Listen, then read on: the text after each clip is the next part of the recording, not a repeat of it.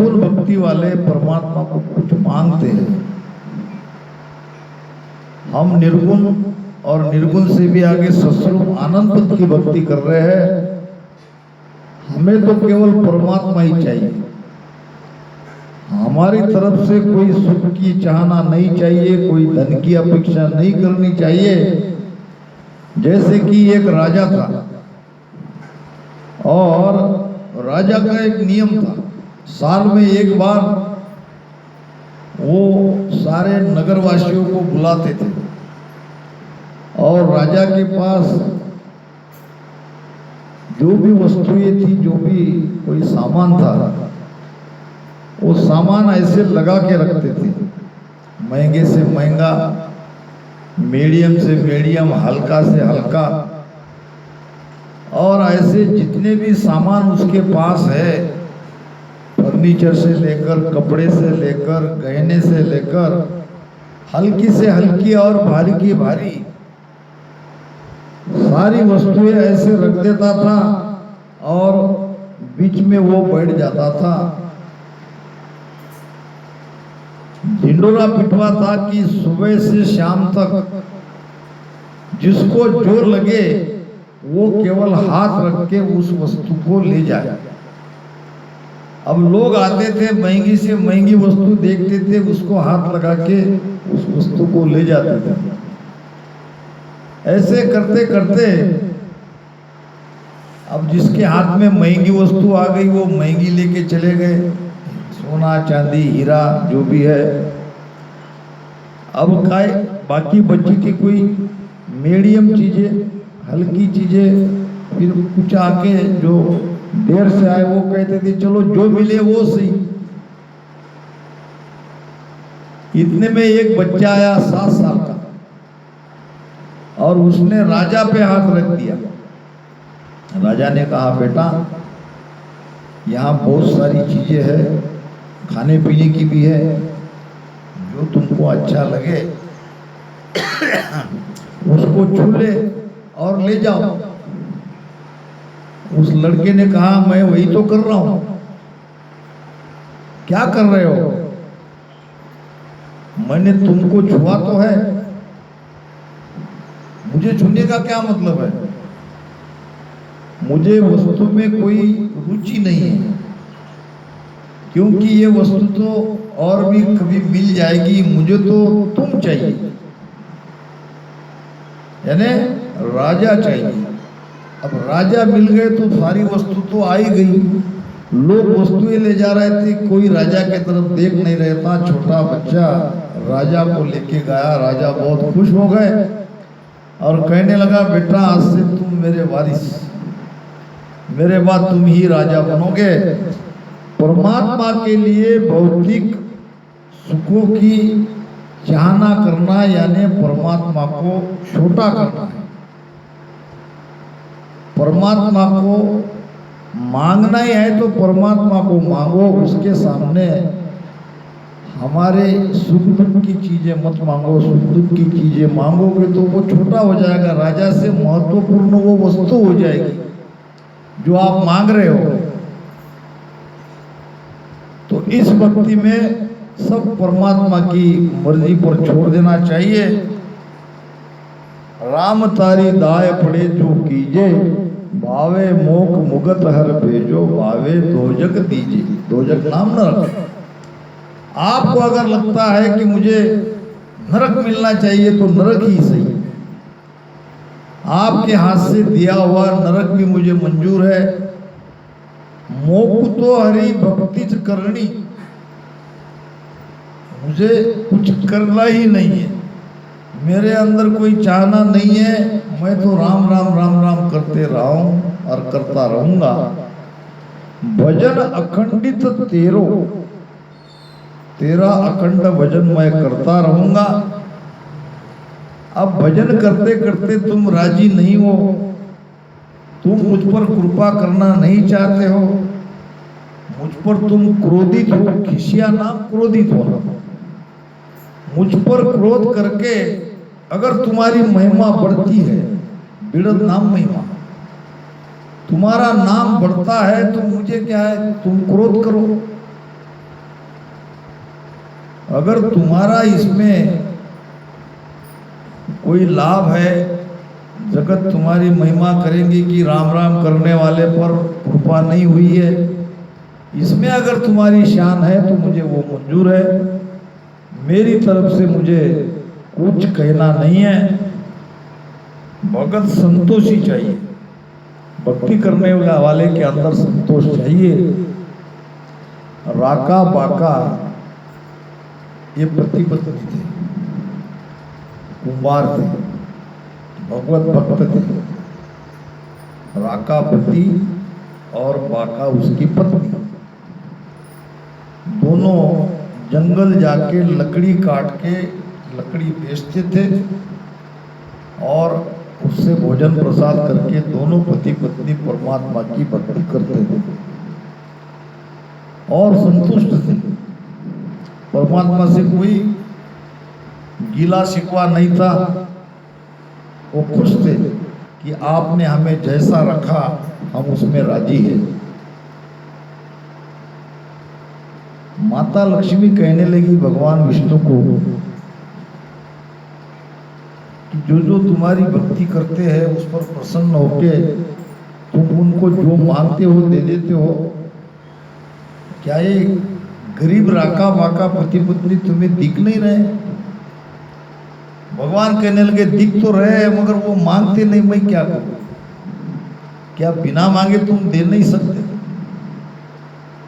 बिना मांगे दे तो वो लेते नहीं।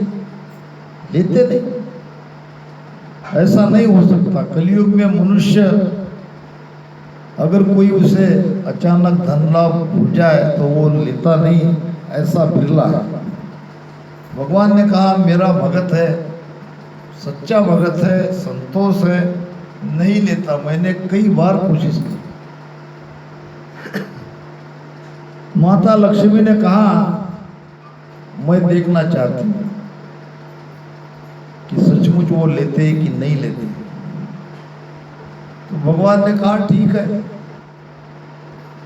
फिर दूसरे दिन लकड़ी काटने का उसका यही धंधा था। तो इसको लकड़ी काटने के लिए दूर जंगल में जाना न पड़े इसलिए तैयार लकड़ियां रास्ते में भगवान ने लाके रख दी। अब वहां से दोनों पति पत्नी आ रहे, लकड़ी के तरफ देखा मगर दोनों के भीतर ये भाव नहीं आया कि ये लकड़ी उठा के चले जाए। दोनों ने बात करी, लगता है किसी ने लकड़ी काट के रास्ते पे रख दी। तो पत्नी ने कहा ले जाएगा बेचारा, हमें क्या, जिसने काटी है वही ले जाएगा, हम तो अपनी काट के ले जाएंगे। ऊपर परमात्मा देख रहे थे, माता लक्ष्मी देख रही थी। तैयार लकड़ी भी ये नहीं ले जाते, अपनी स्वयं की काट के ले जाना चाहते हैं। कितना संतोष है इसके अंदर। माता ने कहा ये लकड़ी से तो कोई परीक्षा नहीं होगी, कोई महंगी कीमती चीज अगर आप देते तो मैं समझ लेती, ये तो लकड़ी है। चलो दूसरे दिन देखते हैं। दूसरे दिन सोने का एक कंगन रास्ते पे भगवान ने डाल दिया। थोड़ी देर बाद राका बाका आए। राका ने देखा सोने का कंगन पड़ा है, तो वो तो संतोषी थे, उसे तो कुछ चाहिए ही नहीं था। उसे तो अपनी मेहनत की लकड़ी काट के खाने का आदत था। मगर उसे लगा तो मेरे पीछे आने वाली मेरी पत्नी है और बाइयों में तो सोने की आभूषणों की थी लालच रहती है। हो सकता है मेरे पत्नी का मन परिवर्तित हो जाए, इसलिए राका ने उस सोने के कंगन पर पैर से मिट्टी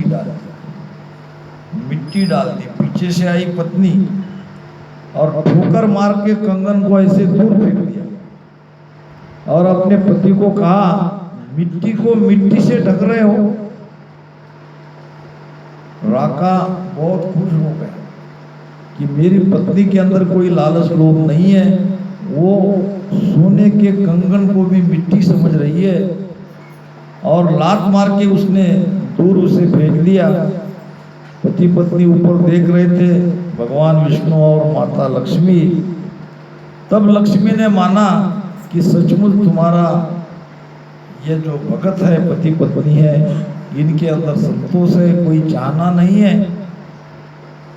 भक्ति ऐसी करनी चाहिए। मोह तो हरि भक्ति करनी भजन अखंडित तेरो। मोह खुशिया सु बिड़द बदे तो काई बिगड़ सी मेरो। जब लग मुख में जिबिया चाले, जब तक हमारी रचना चलती है। रचना कब तक चलेगी? जब तक हमारे हाथ पैर चलेंगे, जब तक इंद्रिया चलती है, उसमें रचना भी है, तो तब तक राम राम करते रहना चाहिए। जब लग मुख में जिबिया चाले, तब लग हर हर केसु। केसु नाम यानी कहूँगा, राम राम करता रहूँगा जब तक जीभ चलती है तब तक। अब जीभ ही बंद हो जाए तो फिर अलग बात है। राम मुख से निकले ही नहीं तो अलग बात है। एक राजा रानी था, राजा भक्ति नहीं करता था, ऐसा रानी को लगता था, और रानी राम राम भजन करती थी, मगर अपने पति के बारे में बहुत चिंतित रहती थी, दुखी रहती थी। अब मैं तो 84 से मुक्त हो जाऊंगी, मगर मेरा पति ये राजा 84 में जाएगा। तो परमात्मा को प्रार्थना करती थी कि मेरे पति को कुछ बुद्धि दो, ये भी भजन करने लगे। कहती भी थी थोड़ी देर राम राम भजन करो, दिन भर तुम न्याय अन्याय करते हो, सारे कर्म तुमको लगता है, ये कर्म तुमको भुगतना पड़ेगा। राजा उसके सवाल का जवाब नहीं देता।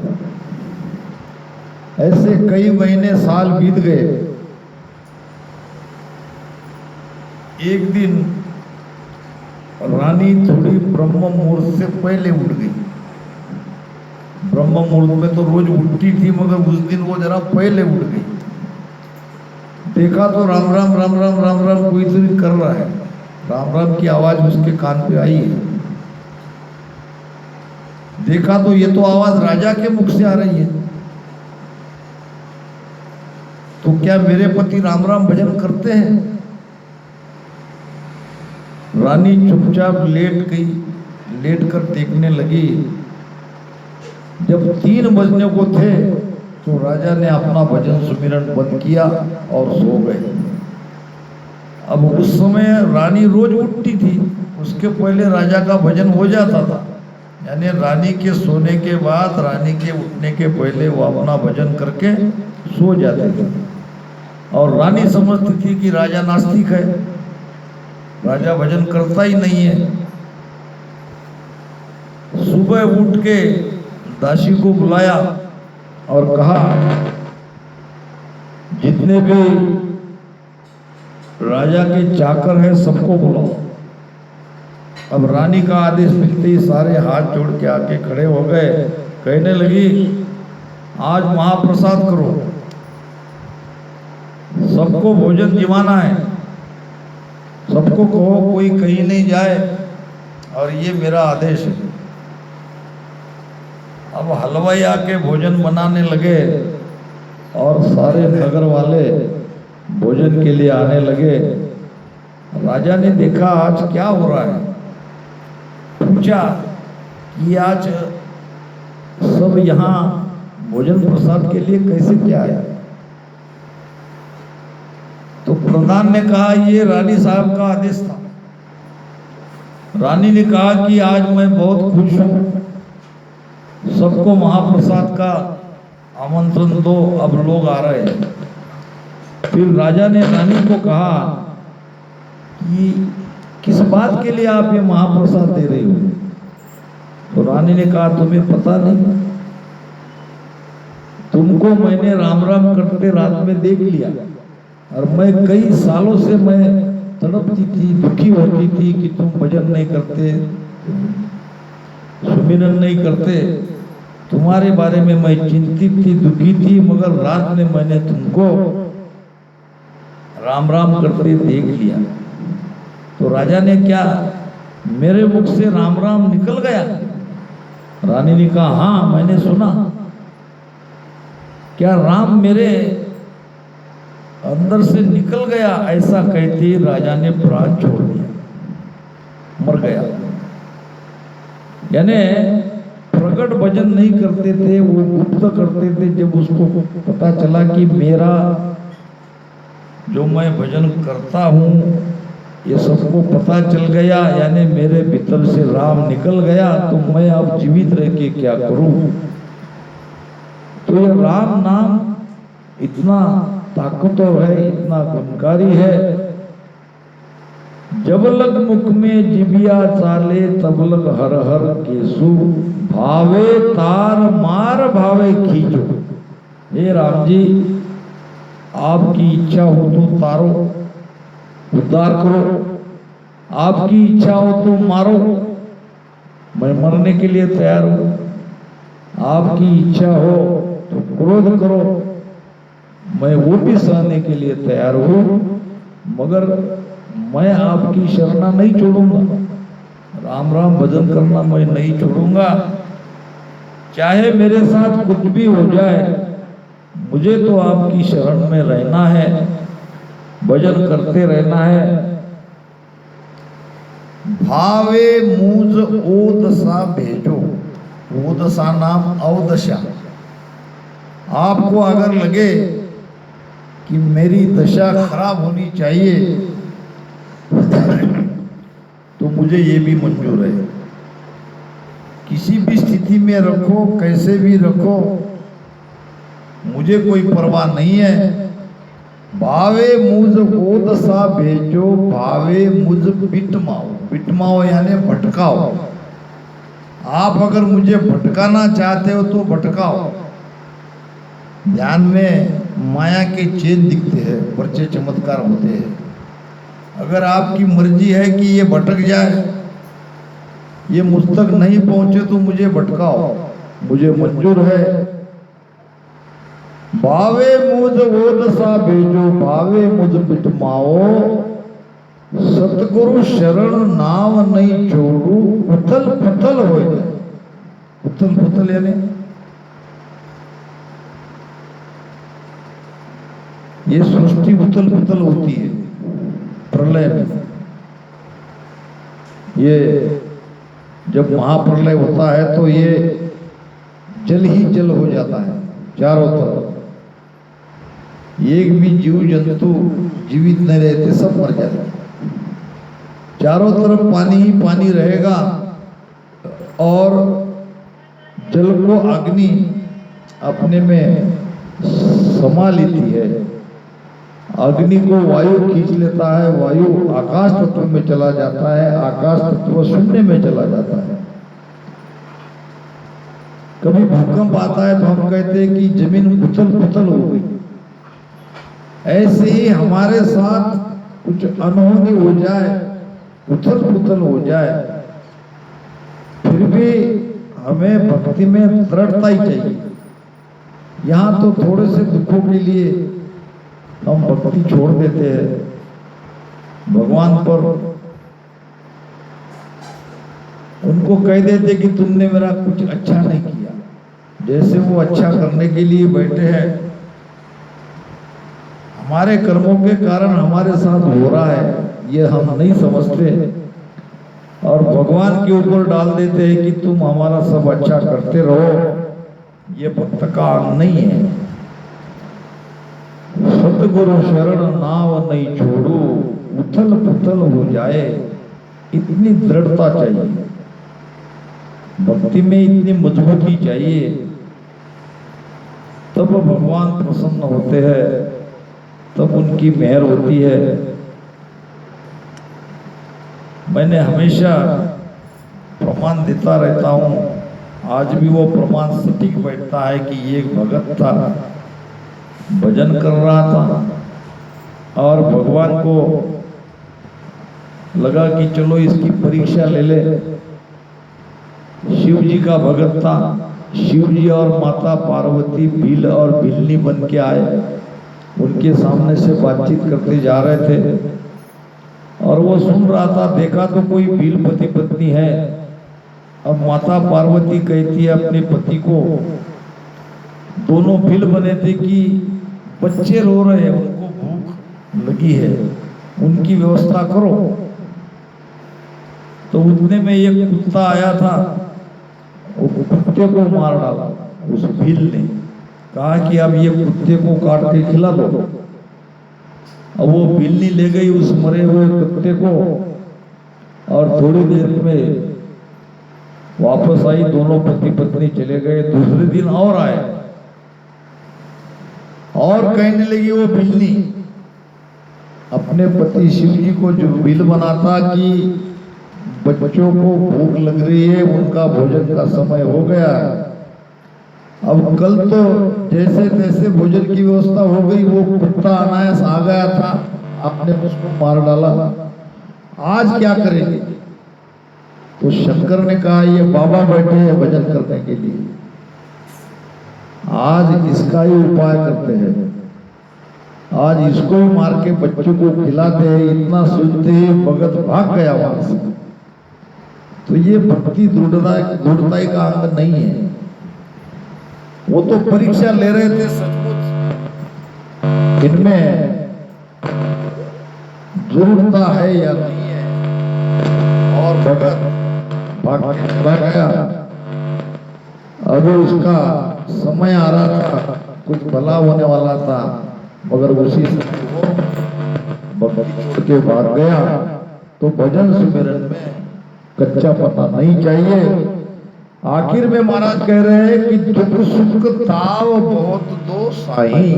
आपको अगर लगे कि इसे दुख देना चाहिए तो मुझे दुख दो, आपको लगे तो सुख दो, मेरी कोई मर्जी नहीं है। दुख दो सुख दो, ताव दो। ताव नाम पीड़ा तकलीफ, कई प्रकार के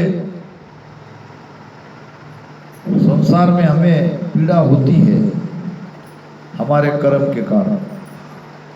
सुख भी होता है तो कर्म के कारण, दुख भी होता है तो कर्म के कारण। ये बात अलग है कि हम नहीं समझते कि हम दुखी क्यों। वैसे तो नानक दुखिया सब संसार। नानक साहब ने कहा कि सारा संसार दुखी है। महाराज भी कहते हैं सर्व दुखी लो तंदर दुखिया कोई न दे। शरीर धारण करने वाला कोई सुखी रह ही नहीं सकता। तो ये सुख दुख से कब अलग होंगे? तन दुख तादिन जाओ सी जातिन धरे न देह। जिस दिन हम शरीर धारण नहीं करेंगे तभी दुखों से मुक्त होंगे, नहीं तो ये दुख जाने वाला नहीं है, सुख जाने वाला नहीं है। तो यहाँ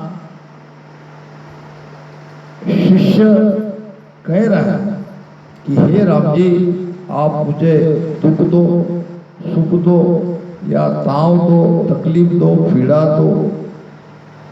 इतना ही नहीं, भावे देहधर कुटो नाम मारो, शरीर धारण करके मुझे मारो, मैं मार खाने के लिए तैयार हूं। मगर ये नहीं तैयार कि सतगुरु शरण। महाराज कहते हैं के सुखराम भक्ति नहीं छाड़ू। इतना सब कुछ करने पर भी मैं आपकी भक्ति करना नहीं छोड़ूंगा, चाहे 3 लोक रहे उनको। 3 लोक में जितने भी जीव जंतु पशु पक्षी मनुष्य है, वो सब भी मुझ पर रुक जाए तो भी मैं आपकी भक्ति नहीं छोड़ूंगा, आपकी शरणागति नहीं छोड़ूंगा, राम राम भजन करना नहीं छोड़ूंगा। तो हमें भक्ति में इतनी दृढ़ता चाहिए। थोड़ा सा मन के मुताबिक नहीं हुआ तो महाराज पर, सदगुरु पर कोई दोषारोपण नहीं करना चाहिए। जो भी हो रहा है वो हमारे कर्म के कारण हो रहा है, ऐसा मान के सुख दुख को भुगत के भक्ति में गाड़े रहना चाहिए। तभी राम जी की कृपा होगी। और तभी क्या वो महाराज जानते नहीं, वो तो सब जानते हैं। परमात्मा तो सर्वज्ञ है, वो तो सबकी था लेने वाले हैं। उनको तो पता है हमें क्या चाहिए, और वो हमें मोक्ष में ही ले जाएंगे। मगर हमें धैर्य रखना है, संतोष से भक्ति करनी है, और भक्ति में गाड़े रहना है, मजबूत रहना है। दिन ब दिन भक्ति में मजबूती आनी चाहिए। ज़्यादा सत्संग सुनने के लिए हमारा मन करना चाहिए, ज़्यादा भजन के लिए हम अपने आप को ऐसा मानना चाहिए कि अब भजन करने की ज़्यादा मुझे ये लग रही है, वो भीड़ आ रही है, तभी कह सकते हैं कि हम बराबर रास्ते से जा रहे हैं।